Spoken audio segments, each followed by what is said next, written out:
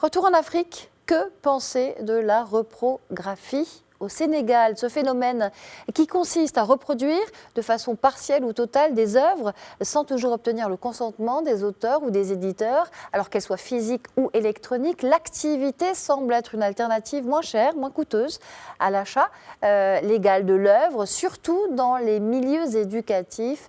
Elle fragilise toutefois économiquement les créateurs et les acteurs du marché du livre. C'est un reportage d'Eva Senia et de Shirinda. On regarde. Des documents, des ouvrages originaux sont reproduits et vendus sans l'accord de l'auteur ou de l'éditeur. Ce phénomène de la reprographie est une manœuvre qui tue les auteurs et les maisons d'édition.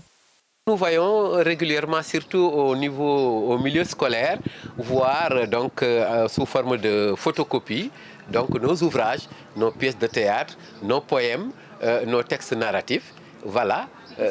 Et bon, nous sensibilisons, nous demandons où est-ce que vous avez reçu ça, mais on ne peut pas avoir donc la source.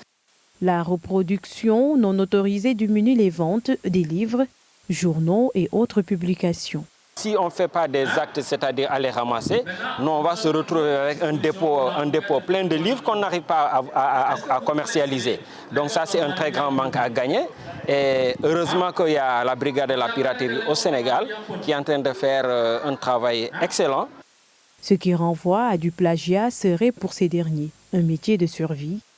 Un livre à 1500, quelqu'un le vend peut-être à 800 francs ou 1000 francs. Vous savez, c'est un peu difficile. Et dans tous les cas, c'est peur.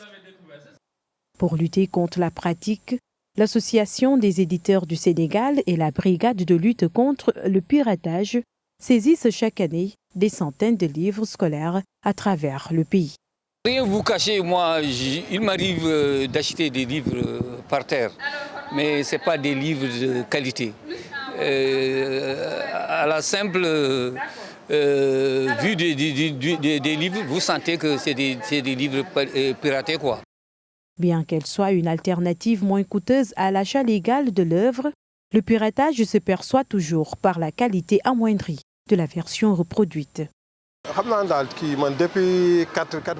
Je suis dans la vente du livre à même le sol depuis 1993. J'approuve totalement que la reprographie est un phénomène qui tue les métiers du livre.